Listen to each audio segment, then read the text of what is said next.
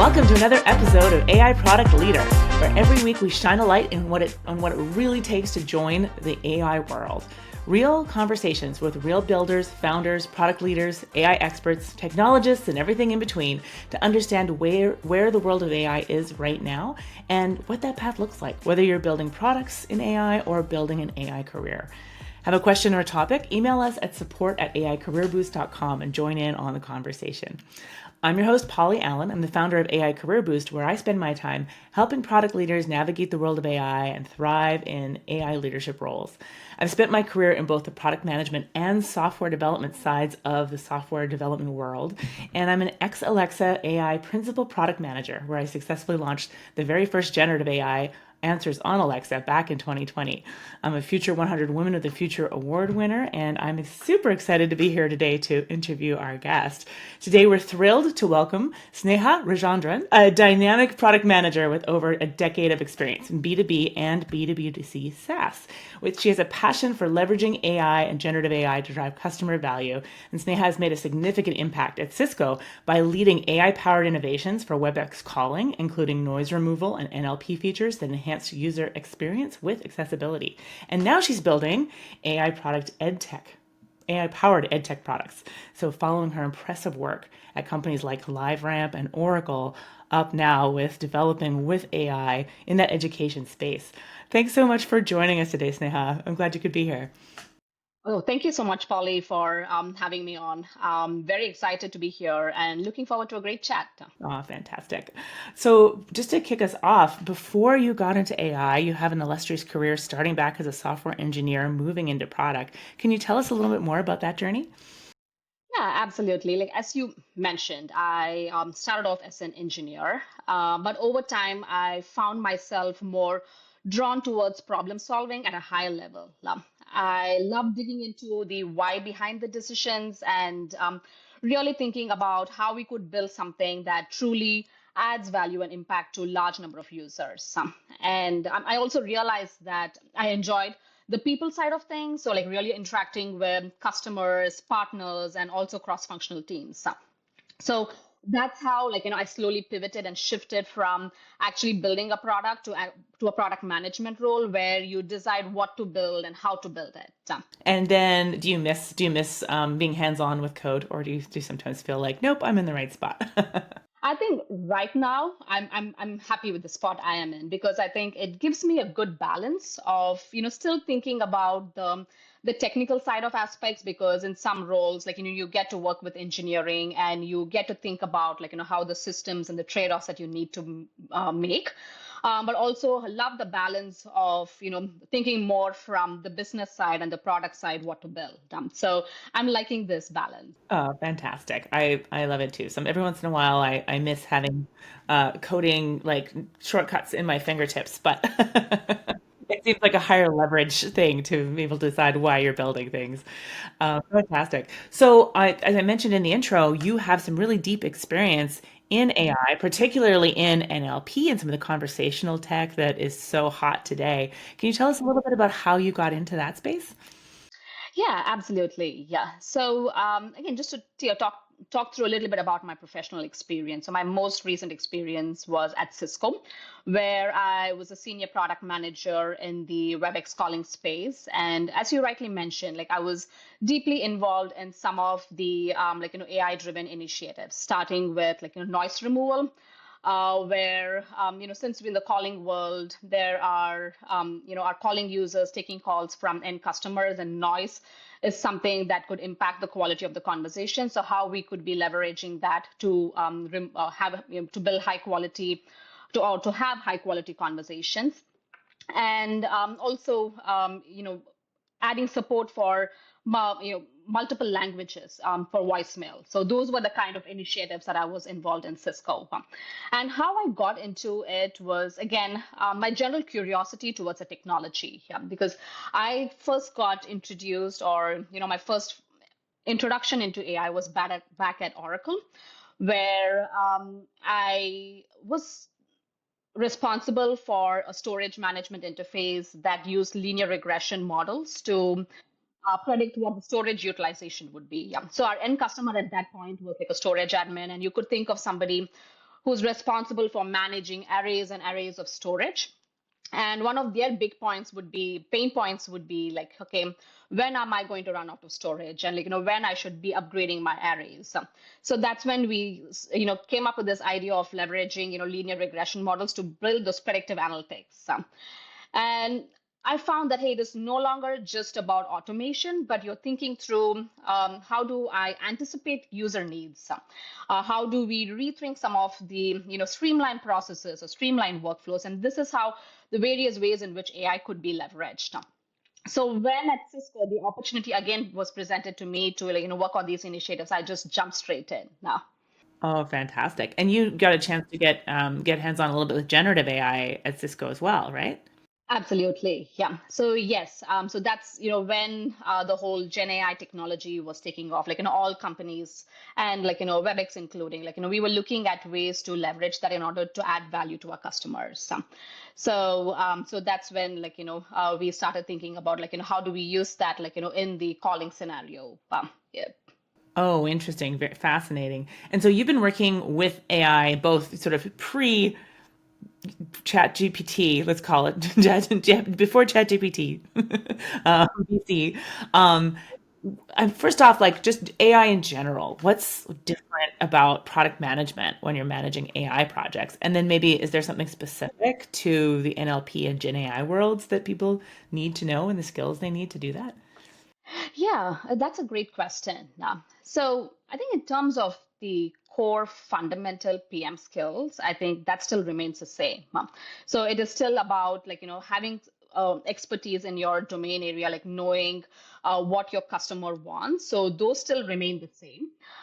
When it comes to AI, like few other additional aspects that you would need as a PM is really knowing which of these use cases would be a great fit for AI. Yeah, because end of the day you want to make sure that it ends up adding value to the customer and doesn't add more friction to get things done. And also it should some be you should be able to scale, because as your business grows, you should be able to support those use cases. So I think those are considerations that you need to start having thoughts on, weighing those costs benefits. So those kind of skills you need to start building. Yeah. Oh, fantastic. Do you feel like your engineering background helped you out a lot in terms of AI product management? To a certain extent, again, I wouldn't say it is mandatory. So again, like you mentioned, I do have a technical background, so that did help in with the learning aspect and really grasping some of the technical nuances. But having said that, again, what I have realized is also, having worked in three companies where the tech stacks were different, the domains were different, the end users were so different. I think some of the core fundamentals, still remain the same. You need to have that deep understanding about the customers and an open mindset, because again, technologies will keep coming. So you need to have that passion and be curious. Okay, hey, this is there now. Let me learn about it. How do I apply it in my area? So when it again, to compare and contrast the examples that I gave, an Oracle in the storage world, really thinking about, okay, how do I leverage AI for the storage admin now? And then similarly, when it came to the collaboration world, okay, for my calling scenarios, what are the different scenarios it can be leveraged in? So it is that curiosity, and just being that, learning the aspects and of the technology would be helpful. Yeah. Totally. Yeah. I feel like I sometimes tell people the main skill I learned in my computer science degree was actually knowing that things are going to sound intimidating and scary and I can figure it out. Like you keep Yes, going, yes, yes. even if it seems complex or complicated, you're like, you can understand it. Just keep going. Exactly. And I believe we live in a time where that learning aspect has become so accessible, right? Depending on what your learning styles are, there are so many options out there today. Yeah. You are more into learning by doing, again, in today's world, you can actually build stuff so easily. Yeah, I mean, if you're in the AI space, you can open up an open AI playground. You can start building stuff again with no coding background needed. But again, if you are somebody who just wants to acquire the knowledge, again, there are tons of podcasts or YouTube videos and blogs that are available. So depending on what your appetite is and what you want to do in the future, there are so many options available. So many options. s- Speaking of building, let's get into some of the stuff you've been working on lately. I'd love to hear more about your current projects with generative AI in the edtech space. Yeah, so right now I'm in a transition phase. So I am, taking the time to really, absorb, myself about like all the innovations that are happening in the AI space. So again, as anybody who would start off, like, I tried to, do that by myself for the first month or so, and then I realized that it was getting overwhelming. So no. So that's when, like, I started researching about, like, is there, a structured way of doing it? And I came across your, program. Like, I first came across your masterclass on Reforge, and then that eventually led to the Blueprint program. And so it gave me a structured way of thinking through stuff. And one of the projects that I started building was, I focused more on the early childhood area.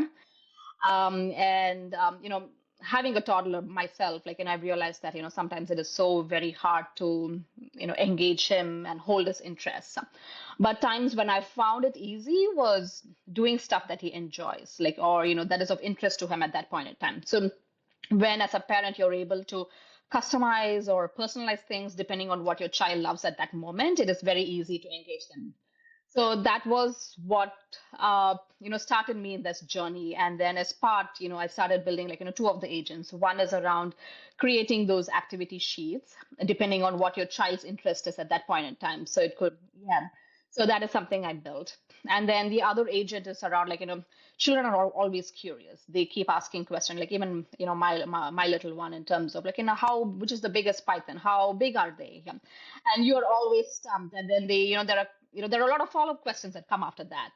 So I was like, okay, why don't I take that as an idea? And then so again, picked up wildlife as, as an overall theme, and an agent that will help in interacting. It mostly parents, because again, your early childhood, like, you don't want, but as a parent, you can still, like, interact, get fun facts that you can, relay back to your toddler. So those are, like, some things that I built as part of my AI learning period. Yep. That's awesome. Well, and I love that empathetic and responsible AI approach too. As a parent, you're like, I'm not going to say like, "Hey, I'm building chat with ChatGPT that was trained on Reddit for my toddler," right? That's not the goal. But working out those workflows of what's going to work for parents to help their toddlers, et cetera. And you were looking at integrating information from the web in terms of educational sites and stuff as well, right? And being able to crawl websites. I was, but haven't had a chance to, like, really do that. Like, so right now it is more based on, like, hey, yeah, you give the agent, like, the information, like, let's say for instance, like, and then based on that, like, you would be able to curate, like, depending on, like, what you the tone or the format that your child loves. Yeah. Yeah. Oh, fantastic. So these are Yeah. publicly available, right? These tools that you built? Yes, yes. So they are, available. I also have, links added to them on my LinkedIn. So if anyone is curious, they can check and give feedback. Fantastic. Yeah. We can include it if you don't mind. We'll include it in the podcast so people can try them out with their own kids. That'd be fabulous. That's awesome. Excellent. Well, that's fantastic. So, when you were first looking at getting started, basically, what would your advice be for someone getting started today in the AI space? In the AI space, that's a good question. And these are, like, product managers that we are having in mind, right? Yeah. I would say, I think, to jump straight in and get started. And there are, again, like, so many options. As I mentioned before, like, if you are actually interested in getting your hands dirty and, having that hands-on experience, yeah, there are so many tools available today. Like, OpenAI has a playground, similarly, like, Claude and Gemini, and all of them do have. So there are ways for you to get started and start building something. And you don't need, coding skills to do that. And at the same time, there are also AI first tools that are available. Again, I use Perplexity extensively. Yeah. So, those are ways in which you can start getting exposed to these new interaction formats that are available. Because rather than when you're looking for some information, rather than clicking through links and trying to find that information from web pages, like, Perplexity would give you the answers with, like, all the references available. Yeah, So I think still those are important ways to to check. exactly. Yeah. So there are, like, so many ways. And even what sometimes the easiest thing would be, again, we are living at a time where many of the tools that we use on a day-to-day basis do have AI integrated in them. So yes, if you're using Google Docs, there is, like, the AI is, available in it. Like emails, like, productivity tools, everything do have. So looking at, when you're using it, just opening your eyes and seeing, okay, how was it before and what impact is it having it now? What is working and especially what is not working, and seeing, like, okay, how things can be improved. So I think those are ways in which you start, forming ideas around, like, how AI can be used in your day-to-day work. I think that would be pretty powerful. I think so too. I think that's such a good point. And people don't think about that, that it's like we use these tools. I was talking to a friend who was talking about the Waymo cars in San Francisco, that the first time you get in, it's completely insane and magical. And then like 10 minutes later, you're like, oh, I'm on my phone, I'm scrolling while it's driving around. Like it becomes normalized so quickly. But that opportunity, like you're saying, of put on your product hat to like really look at that interaction. How is it different? How is it changed? Is it 10x better? Could it be improved further? Like do a little middle product breakdowns as you're trying. Do you have any other favorite tools? I know you named a lot there, Perplexity and the integration with Google Docs, but anything else you use day to day? Yeah, the other things would be like something that I'm also using is like, Otter. Otter is again amazing because uh, like when I'm on meetings, it's nice to have that as a co-pilot, joining, and then it has, like, the notes available to you, like as long as, like, people in the call are okay with it, taking the notes. And then the other aspect with Otter is also, like, if you have, like, raw thoughts in your mind, like, you can just, like, say it out loud, and then you have the transcript available, and then you can use it to, work further on it. So there are really, really cool ways in which you can do that. Oh, yeah. Fantastic. Awesome. Well, it's so interesting to hear how product leaders familiar with the space use these tools in their everyday life. So thanks so much for sharing that. Excellent. Well, I think the last section we have time for now is for plugs. So is there anything that you wanted to plug this week, Sneha? Yeah, my plug would be around, again, there are the two of the agents that I have. It's up on my LinkedIn. So, really open to feedback. So people can give it a try, and then see, what more can be improved on it. So, Fantastic. So if they have kids at home, it specifically gives workbooks or coloring.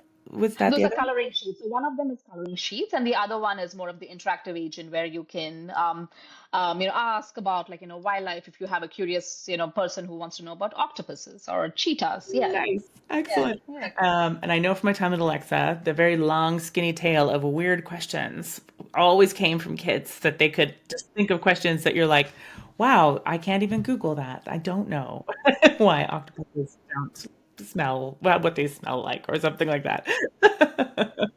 That's fantastic. That's awesome. Excellent. We'll be sure to include those links. That's awesome. From my side, we always want to plug that people come and show up to our next masterclass. We do have the Path to AI Product Manager coming up. And actually, we have a further lightning talk happening where we'll be talking about the key product traps from 2024 and how to avoid them in 2025. So be sure to join us. That's coming up on November 18th. So register for that as well. And lastly, we always like to plug the show. So if you enjoy hearing the stories of folks transitioning into AI or came from AI, how they got in there, you find that inspirational. Do not forget to like and subscribe the show on your favorite podcast pipe. Give us 5 stars or whatever. It makes a big difference in the people who find us and discover us. And you can always reach out to our email with questions if you have questions. support@aicareerboost.com. That's been another episode of AI Product Leader, and we'll see you next time. Thanks again so much, Sneha. So great having Yeah. you on. Thanks again. Thank you again for the opportunity, Polly.